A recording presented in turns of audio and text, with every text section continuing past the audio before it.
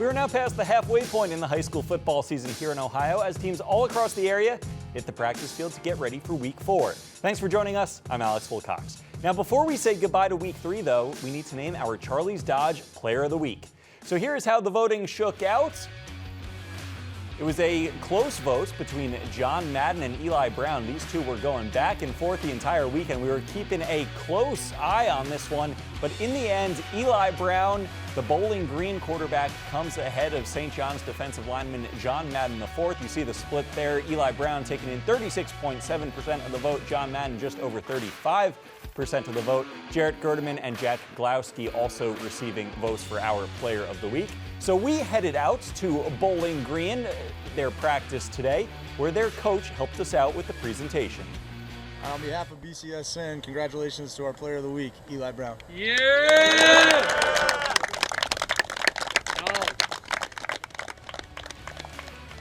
Eli Brown was instrumental in Bowling Green's big win over Anthony Wayne on Friday. The senior quarterback ran for 235 yards and 2 touchdowns to lead the Bobcats over the Generals. Now, this is the second straight week Brown was nominated for the award as he has led his team to a 3-0 start.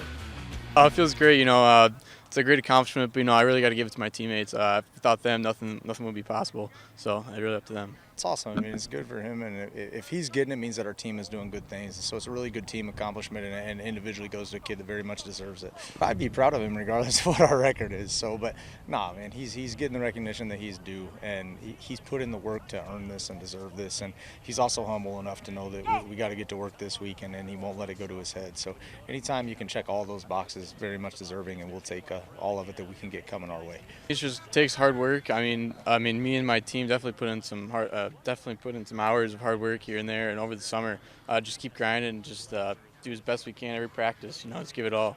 We just kind of put the faith in our coaches and our game plans. Just every week just execute, and hopefully we'll get the job done every week. So yeah, it was huge. I mean, we haven't beat them like 5 years, and this is the first time in a while. So great program win, great community win. So really, yeah, it was awesome.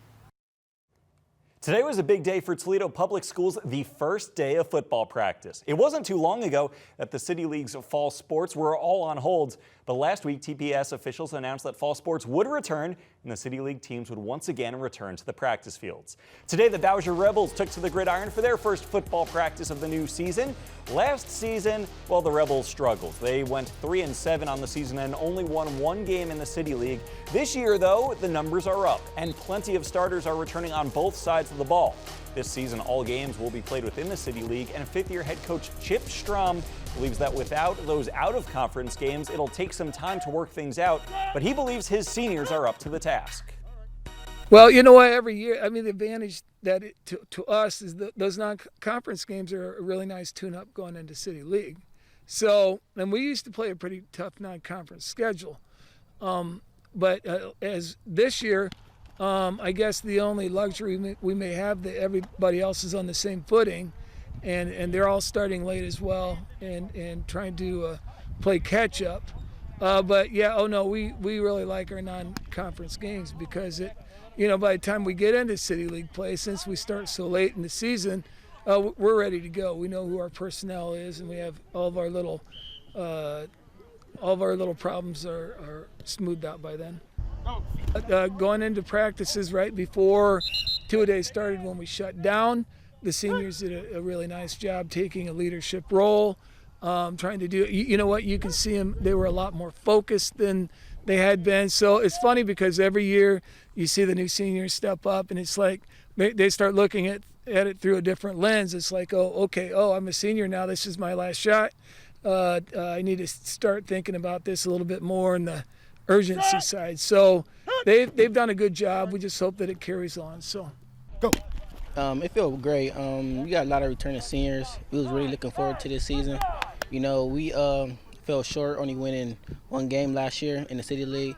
So I'm very excited. We got good returning players. We got Kayson Ratcliffe at linebacker. Caleb came back. Caleb Rao at the other rover spot. So I think we're very good over there. With it being my senior year, it means a lot. We had a lot of ups and downs with the COVID situation, not knowing if we were going to have a season. And now that we know, we're just ready to get out here and play. I am kind of actually glad that we are playing against City this year. alone because there's been a lot of hype about teams or, oh, I'm better than them or I'm better than y'all. And it's just our time to show that Bowser is really stepping up this year, you know. I feel like we're very different from the teams in the past. We got a lot more players. We got a lot of returning players. And we got a lot of transfers and new players coming onto the team. So I'm really looking forward to playing. Be ready for us. We are coming this year. Stop sleeping on us. I guarantee you, we will be coming hard. We'll be coming fast. So be ready for it. Love the confidence there from the Bowser Rebels. Okay, the Rebels kick off their season October 1st against the Scott Bulldogs. As far as the games that are coming up this week, well, here's a look at all of the games that you can see this Friday on Game Day Nation, including the big one, Findlay against Central Catholic. That game will be airing live on BCSN 2. Also, Perrysburg Napoleon, Lima Senior St. John's, Clay St. Francis, Maumee Northview, Southview taking on Anthony Wayne. Bowling Green looking to stay undefeated. They've got a matchup against Springfield, a little bit of a trap game in between the Anthony Wayne game last week as well as the Perrysburg game next week. So it'll be interesting to see if Bowling Green can stay undefeated. All right, moving on now to the MLB. Reds hosting the Pirates in game one of a 7-inning doubleheader today. We start in the bottom of the fourth. Joey Votto at the dish. Votto drives one to deep left center. That's gone. The solo blast gives Cincy the 1-0 lead. It would stay that way till the top of the seventh. Reds 3 outs away from getting the win, but the Pirates even the score when Colin Morant hits a solo shot to right center field off of Trevor Bauer. We are all tied up at 1 apiece. Bauer had a fantastic day up until that point, but that's okay though, because in the bottom of the seventh, Tyler Stevenson comes through in the clutch as he hits a walk-off 2-run bomb to left center. Reds win this one 3-1. Meanwhile, game 2 of the doubleheader just wrapped up with the Reds winning it 9-4. As far as the Tigers and Indians, they were both off today. Both, though, are back on the diamonds tomorrow. Hard to believe, but the regular season ends next Sunday. Truly, truly crazy how fast the season has gone by. All right, coming up, we've got some girls soccer highlights. Southview with a dominating win over Whitmer. A lot of fascinating highlights from that one, as well as volleyball action as well. That's all coming up next on BCSN.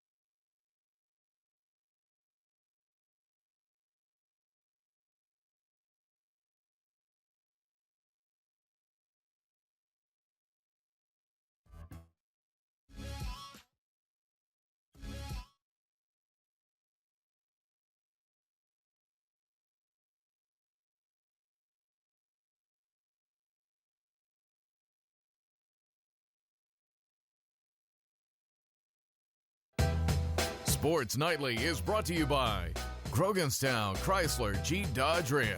Nobody treats you better. Girls soccer, Southview has won 5 of their first 6, taking on Whitmer this evening. We start in the first half. Cougars already up 1-0. They pass it up to Karis Borbo, and Borbo delivers a strike. Too hot to handle there. She scored the first 2 goals of this game for Southview. Moving on now, later in the half, Cougars on the prowl once again. A lot of nice passing here from Southview, showing off the fancy footwork, kicks that right over a defender. It eventually gets to Haley McLean, and McLean slips it right past the keeper to extend their lead. We jump ahead now to the end of the game. It's 6-0 Southview, game's all but decided, but Bourbeau wants her hat trick, and she gets it. Her third goal of the game puts an exclamation point on a big day for Southview. Cougars win by a touchdown. Here's Mason Lowry and Danny Fisher. Well, Southview, a team that came in having had a terrific start to the season, 5 wins in their first 6 games, taking on really an overmatched Whitmer side. A good professional performance from the Cougars, I thought. Yeah, I think Southview will be really happy with that. 7 goals, no goals against, no injuries. They've given some playing time out. They've arrested some players as well. So a solid night for them. Coach Ali will be really happy with that tonight. The player we usually end up talking about for Southview is Haley McLean. They're very, very good center forward. But tonight, Karis Bourbeau, a hat trick and an assist from midfield. Had a really good game, scored with both feet. She's the real deal and only a sophomore. Yeah, she had a good game, and you know, she's got another 2 years left as well at Southview, so we need to understand that as well, that she could get better and better. But the 3 goals she scored tonight were really good goals. Though she took the first one off Haley McLean, but Haley didn't seem too bothered. But second goal was a good finish, and the third goal was a good little bit of skill out wide to cut in and then to bend the ball around the keeper in the bottom corner was a really good finish. Now, Southview hasn't played the most difficult schedule up to this point, but putting that to one side, do you think this is a team that might be able to compete for a league championship or thereabouts? I think so. They'll be confident. They're going to go into the next sort of 2-3 weeks very confident. They've had some good results. They're playing some good soccer. They're scoring goals. They're going to be fresh as well now. You know, they've rested a lot of players tonight. So I think they'll be confident, and I think they can cause an upset. Tough night for Whitmer, of course. It's been a difficult start to the season for them. What positives do you take away from tonight, seeing them for the first time? I think for Whitmer, I think Coach Lee, they didn't collapse. They certainly didn't collapse. They certainly didn't. They didn't give up. They tried to keep the shape. They tried to do some of the things what Coach Lee's asked them to do in training. I thought the goalkeeper did really well tonight. I think they've just got to keep going and keep moving on and keep being positive and keep working hard. Results don't matter at this point. It's about trying to get better and trying to enjoy it and moving the program on.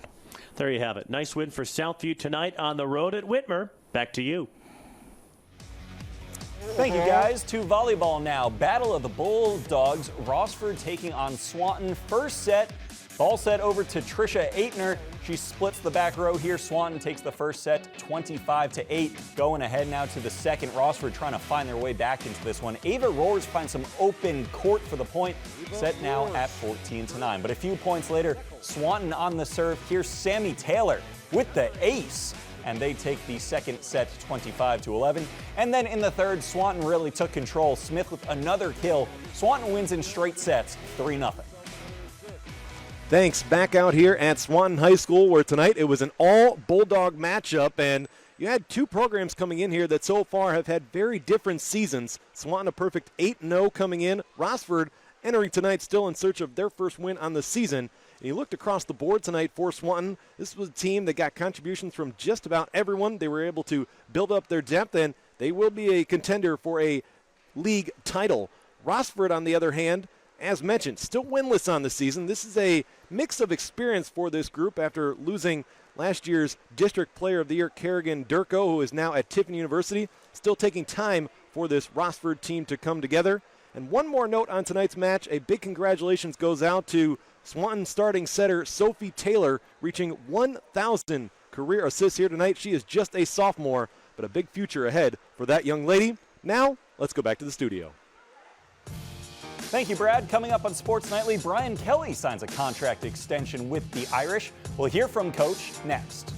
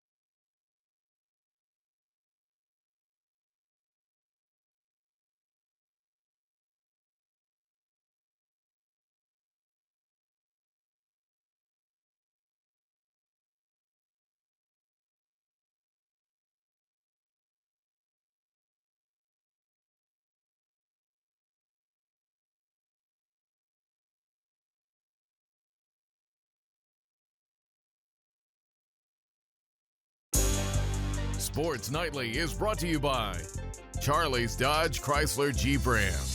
Doing it different, doing it right. Notre Dame is back to work this week after beating Duke on Saturday. They now turn their attention to South Florida, who they will host in 5 days. But before they do so, there are still some Week 1 accolades to hand out. Yesterday, we broke down the big game sophomore running back Kyron Williams had, and today he was named ACC Running Back of the Week. Williams had 205 yards of total offense, the most of any player in the FBS, to go along with 2 touchdowns. He led the Irish in both rushing and receiving. Now, since this is Notre Dame's first year in a conference, well, that makes Williams the first Notre Dame football player to ever earn a conference honor.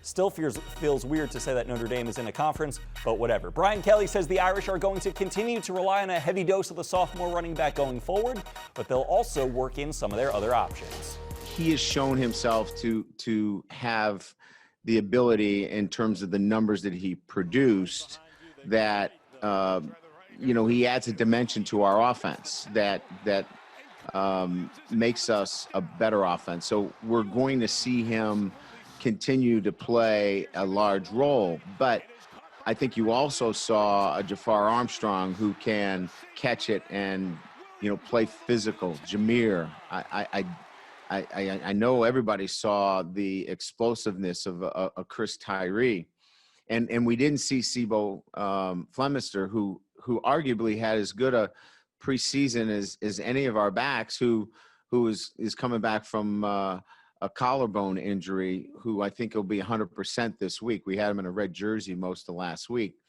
So I still think it's important that those other guys get touches because they can help our offense. But, what he can do to our offense, I think, has separated himself a little bit. But all those guys are going to be integral and important to our success moving forward. Other news that came out of Saturday's game, the university announced Brian Kelly has been extended through the 2024 season. Now, the terms were actually agreed to back in December, and they planned on announcing the deal at the Blue Gold game in April. Of course, though, COVID threw a wrench in those plans. Kelly is the 4th winningest coach in Notre Dame history, and should he coach the Irish through his new contract, he'll have led the team for 15 seasons. Asked today about the extension, Coach says he's blessed. I've been very fortunate. Blessed that the university has given that trust in me to continue to lead this program. I feel blessed to have that opportunity. Obviously, knowing the great history and tradition of Notre Dame football, to be entrusted with that, I take that obviously quite serious. And when we discussed this. I needed to have the energy, the enthusiasm, and the want to continue to lead this program and really feel like there was more to accomplish, which I do. So all those things had to align. And it still doesn't mean I can't have a Mai Tai in July on the beach. So I'm not lying. We can still do both. All right, coming up on Sports Nightly, it's one of our favorite segments here, our top 5 plays of the week. It's a good one. Don't want to miss it. Stay tuned.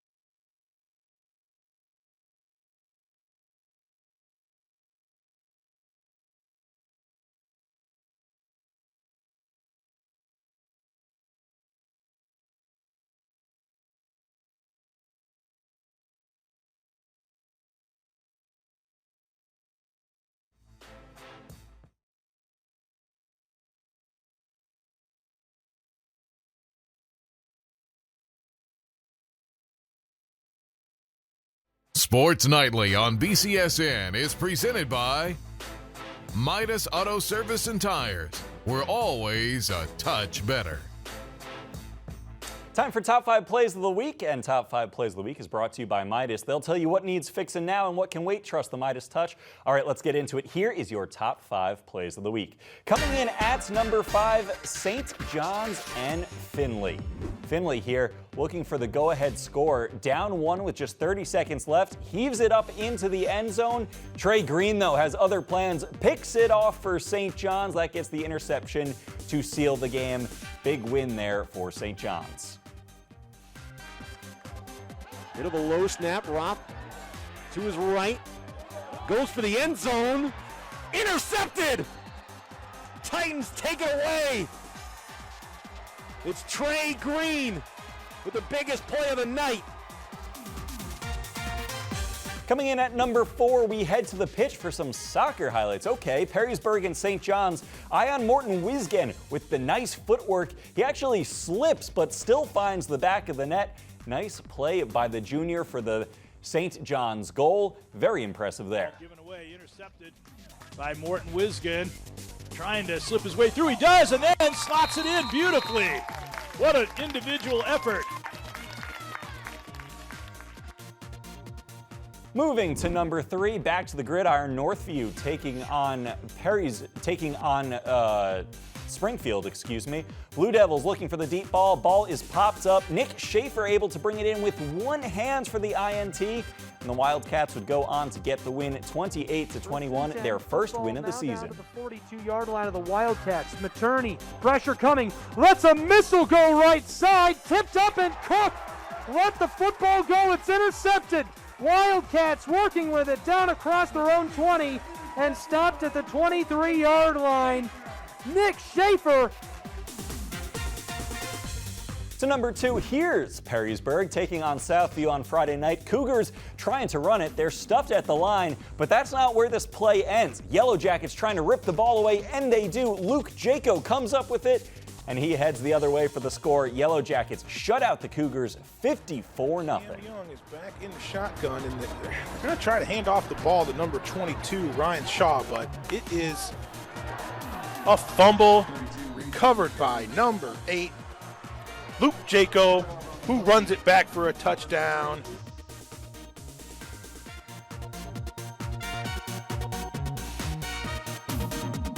And finally, coming in at number 1, our top play of the week, our Saturday football game. Cardinal Stritch and Eden, Thomas Faust. This guy is a human highlight reel, making people miss all over the field, keeps it himself. Oh my goodness, making the entire defense look silly. He's just playing with these guys. Goes 80 yards to the house, and that is your number 1 play of the week. He got his team back in position to do something here and maybe take the lead. I think it would make Malcolm Butler proud. Here's Faust, and Faust slips through. He's across the 40, across midfield. He's thinking end zone, looking for his blockers. Thomas Faust is going to go all the way. One of the better runs we've seen in a long time right there, Brad.